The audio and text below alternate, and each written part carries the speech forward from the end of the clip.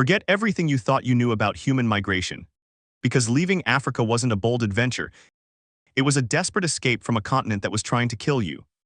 And the weirdest part is that the thing that finally pushed you out wasn't a predator or a rival tribe or even hunger. It was the sky itself turning against you, and it happened slower and crueler than you'd ever guess. It's 70,000 years ago. You are Homo sapiens standing at the edge of a shrinking water hole in East Africa. The grass that used to reach your waist is gone. The riverbed behind you is cracked mud, split into plates like broken pottery. Your tribe has 6 days of water left, and the nearest reliable source is a 2-week walk through open, sun-blasted savanna where lions can spot you from a mile away, and vultures already seem to know your schedule. You try waiting it out hoping for rain. It fails. The dry season stretches on for another brutal month. Even the vultures look bored circling overhead like they've seen this exact tribe make this exact mistake before. So you try something else, digging deeper into the riverbed for groundwater. Your hands blister. You hit nothing but more cracked clay. A kid in your group jokes that you're basically digging your own grave, which is funny right up until it isn't.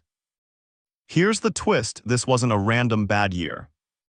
Real climate data shows Africa cycled through repeated megadroughts during this period, some lasting centuries, driven by shifts in monsoon patterns that could turn lush grassland into desert within a single human lifetime. Unlike large herd animals that could simply die off and let the next generation adapt through evolution, your species didn't have that kind of time. You needed a solution that worked now. So you stop looking for a better spot in Africa. You start looking for a way out of it entirely. Scouts are sent in every direction. Most come back empty-handed. One comes back with a story that sounds almost too good to be true. A strip of land to the north, greener than anything you've seen in years, but it only appears during rare wet windows, and according to the scout, it's already closing. Just when hope appears, a bigger threat shows up. You're not the only tribe that heard the rumor. Other groups are converging on the same narrow corridor, and there isn't enough food or water along that route for everyone. The old strategy, defend your territory, wait for outsiders to leave, completely falls apart here. There's no territory left worth defending. Standing still, which kept your ancestors alive for 200,000 years, has quietly become the most dangerous thing you can do. You try forcing your way past a rival group blocking the route. It fails badly. They know the terrain, and they have more spears than you expected them to bring to what was supposedly a friendly negotiation. So you try a different move, waiting 3 days, letting them move ahead, then following at a distance close enough to use their scouting, far enough to avoid a fight. It's not brave. It's not glamorous. But it works, and just far enough behind the people who might kill you becomes the actual survival strategy that gets your descendants out of Africa. Unlike Neanderthals, who had spent roughly 200,000 years perfecting a single, highly specialized toolkit for cold European forests, your species had spent that same stretch of time doing something less impressive-looking but far more useful.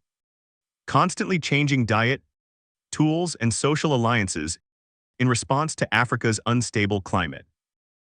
That flexibility, forged by crisis after crisis, meant that when the land itself failed you, your brain was already wired to gamble on the unknown rather than die defending familiar ground.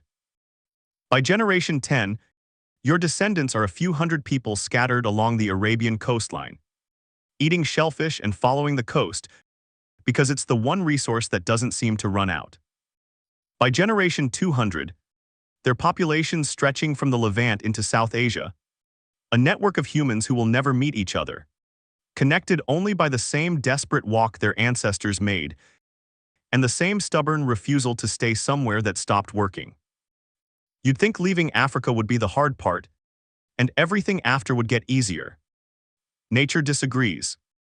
Every new landscape you enter has its own way of trying to kill you, and none of them read the same instruction manual as the last one. In these new lands, there are no lions, no hyenas hunting in packs the way they did back home.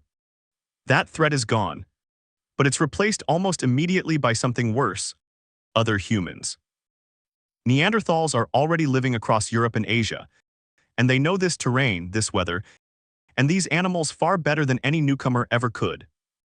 They don't appreciate the competition for the same caves, the same herds, or the same rivers, and neither would you. Over generations, the balance shifts. Your descendants start outcompeting Neanderthal groups for resources, Not through brute strength, since Neanderthals were likely stronger, but through bigger social networks, better long-distance trade, and tools that could be swapped and improved across tribes that had never even met. The predators that once stalked you in Africa are a distant memory. The real competition now isn't nature. It's each other.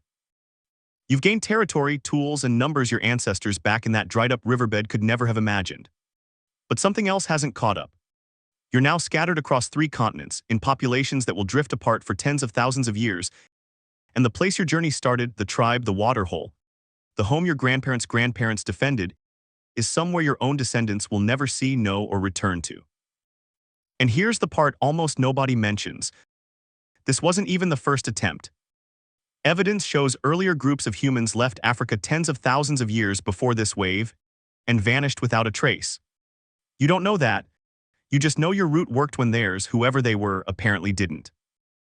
Eventually, your descendants replace every other human species that ever existed, Neanderthals, Denisovans, all of them gone, absorbed, or simply outcompeted into extinction. As the sun sets over a coastline in what's now Yemen, the last physical thread connecting your people to the African homeland, you realize the real reason you left was never courage.